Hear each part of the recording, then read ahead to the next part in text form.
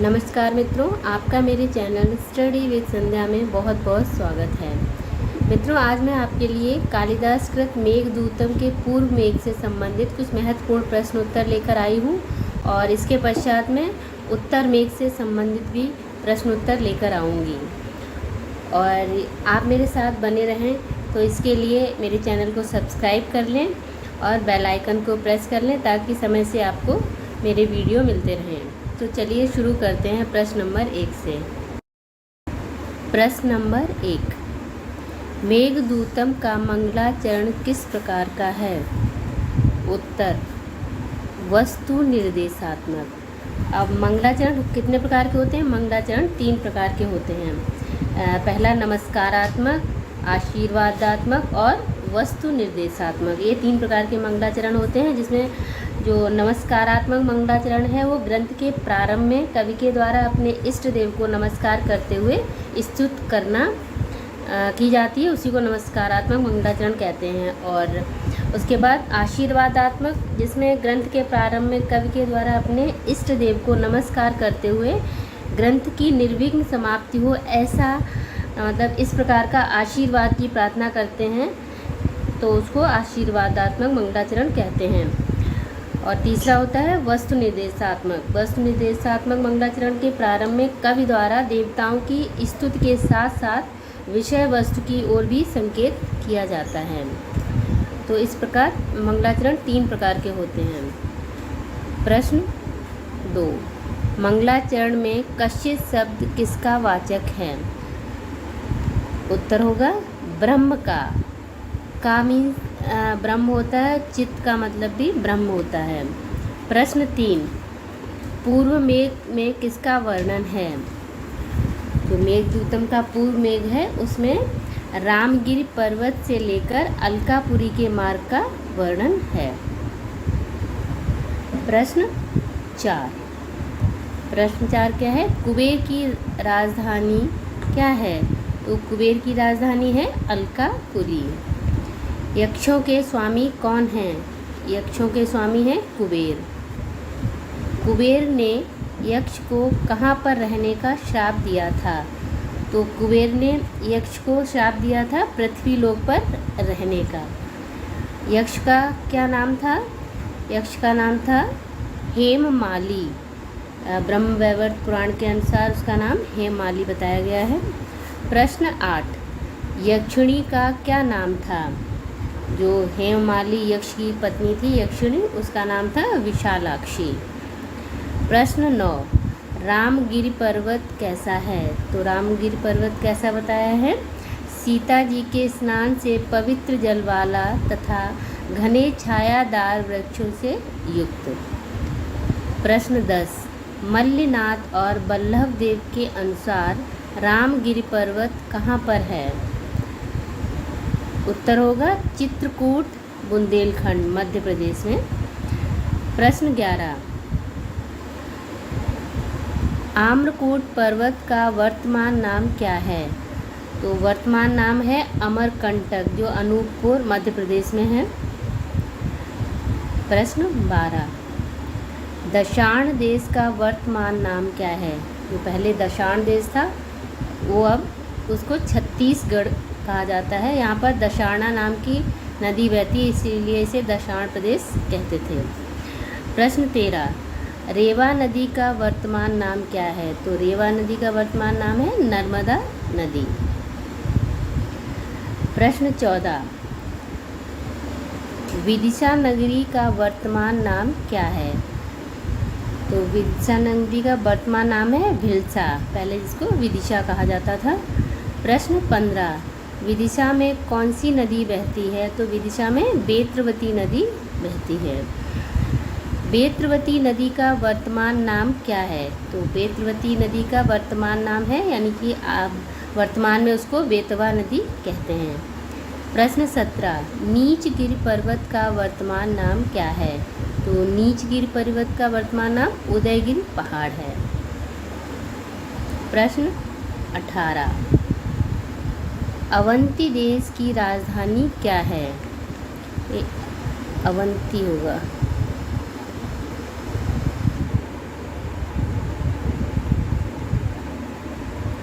उज्जैनी। उज्जैनी ऐसे भी लिखते हैं और इस तरह भी लिखते हैं।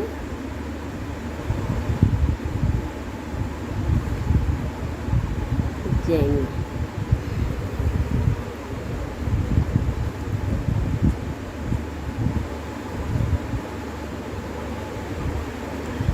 प्रश्न 19, निर्विंध्या नदी का वर्तमान नाम क्या है? तो निर्विंध्या नदी का वर्तमान नाम है पार्वती नदी, जो मालवा क्षेत्र में स्थित है। प्रश्न 20, विशाला किस नगरी का नाम है? तो हमारा उत्तर होगा उज्जैनी का या उज्जैनी का। उज्जैन किस नदी के किनारे स्थित है? तो उज्जैन क्षिप्रा नदी के किनारे स्थित है। प्रश्न 22, महाकाल मंदिर कहाँ स्थित है? तो हमारा उत्तर होगा उज्जैन में। मध्य प्रदेश के उज्जैन में महाकाल नामक मंदिर स्थित है। प्रश्न 23, देवगिरी पर्वत पर किसका मंदिर है? तो उत्तर होगा कार्तिकेय का। शिव जी के पुत्र कार्तिकेय, उनका देवगिरी पर्वत पर मंदिर है। प्रश्न 24, चर्मणवती नदी का वर्तमान नाम क्या है? तो उत्तर होगा चंबल नदी, जो कि मध्य प्रदेश में है। दसपुर का वर्तमान नाम क्या है? तो उत्तर होगा दसौर या मंदसौर। अब आते हैं प्रश्न 26 पर। मेघ के मानसरोवर तक मार्ग के साक्षी कौन होंगे? कौन होंगे? राजहंस। प्रश्न 27, मेघ के बाईं ओर कौन शब्द कर रहा है? तो उत्तर होगा चातक यानी पपीहा। प्रश्न 28, यक्ष अपना संदेश भेजने से पूर्व मेघ को किन पुष्पों से अर्घ्य देता है? जब यक्ष अपना संदेश मेघ के द्वारा भेजता है तो पुष्पों के द्वारा उसको अर्घ्य देता है। तो पुष्प होते हैं कुटज के यानी गिर मल्लिका के पुष्प। अब आते हैं प्रश्न 29 पर। मेघ कहाँ से विदा लेता है? तो उत्तर होगा श्री राम के चरण चिन्हों से युक्त रामगिरी पर्वत से। प्रश्न 30, मेघ किस दिशा की ओर मुख करके यात्रा प्रारंभ करता है? तो मेघ उत्तर दिशा की ओर मुख करके यात्रा प्रारंभ करता है। प्रश्न 31, मेघ की यात्रा में सर्वप्रथम कौन सा पर्वत आता है? तो कौन सा पर्वत आता है? आम्रकूट पर्वत। प्रश्न 32, मेघ की यात्रा में सर्वप्रथम कौन सा प्रदेश पड़ता है? तो मेघ जब यात्रा प्रारंभ करता है तो सबसे पहले माल प्रदेश पड़ता है। प्रश्न 33, इंद्रधनुष से युक्त श्यामल मेघ की उपमा किससे की गई है? तो इंद्रधनुष से युक्त श्यामल मेघ की उपमा मोर पंखधारी गोपवेशी विष्णु से की गई है। अब आते हैं प्रश्न 34 पर। पके हुए आम वृक्षों से युक्त पर्वत का नाम क्या है? तो पके हुए आम वृक्षों से युक्त पर्वत का नाम है आम्रकूट पर्वत। प्रश्न 35, मेघ के मार्ग में पहली नदी कौन सी आती है? तो मेघ के मार्ग में पहली नदी रेवा नदी आती है, जो आजकल जिसे नर्मदा नदी कहते हैं। प्रश्न 36, विंध्याचल पर्वत की तलैटी में नर्मदा नदी किस प्रकार प्रतीत हो रही है? तो उत्तर होगा हाथी के शरीर में भस्म से खींची गई सफ़ेद सफ़ेद रेखा के समान। प्रश्न 37, दशाण को क्या कहा जाता है? तो उत्तर होगा 10 दुर्गों का प्रदेश। प्रश्न 38, नीचगिर पर्वत की क्या विशेषता है? तो नीचगिर पर्वत की विशेषता है कि यह पर्वत वेश्याओं द्वारा प्रयुक्त सुगंधित पदार्थों से युक्त गुफाओं वाला है। प्रश्न 39, भ्रूभंग युक्त नायिका से किसकी उपमा की गई है? तो भ्रूभंग युक्त नायिका से बेत्रवती नदी की उपमा की गई है। भंवरों से युक्त नाभि के समान कौन सी नदी है? तो भंवरों से युक्त नाभि के समान निर्विंध्या नदी को बताया गया है। अब आते हैं प्रश्न 41 पर। तट पर पत्तों के गिरने से कौन सी नदी पांडुवर्णा यानी पीली हो गई है? तो उत्तर हो गया निर्विंध्या नदी। प्रश्न 42, उज्जैनी में उदयन ने किसका अपहरण किया था? तो उदयन ने महाराजा प्रद्योत की पुत्री वासवदत्ता का अपहरण किया था। प्रश्न 43, कालिदास ने उज्जैनी को किस प्रकार का बताया है? तो कालिदास ने उज्जैनी को दैदीप्यमान स्वर्ग के टुकड़े के समान बताया है। प्रश्न 44, अवंती में वृद्धजन किसकी कथा कहा करते हैं? तो अवंती प्रदेश में वृद्धजन वत्सराज उदयन की कथा कहा करते हैं। प्रश्न 45, किस हाथी ने मदोन्मत्त होकर वेग से खूंटा उखाड़ दिया था? तो उत्तर होगा नलगिर नामक हाथी ने। प्रश्न 46, महाकाल के उद्यान किसकी वायु से कंपित होते थे? तो उत्तर होगा गंधवती नदी की वायु से। प्रश्न 47, मेघ उज्जैनी में कहाँ पर रात व्यतीत करता था? तो उत्तर होगा महलों की छत पर। प्रश्न 48, यक्ष गंभीरा नदी के जल किनारों एवं बेंत की शाखाओं को किसके समान बताता है? तो उत्तर होगा गंभीरा नदी के जल को वस्त्र, किनारों को नितंब तथा बेंत की शाखाओं को हाथ के समान बताता है। प्रश्न 49,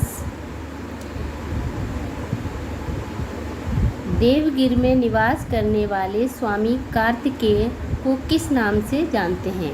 तो देवगिर में निवास करने वाले लोग स्वामी कार्तिकेय को स्कंद भगवान के नाम से जानते हैं।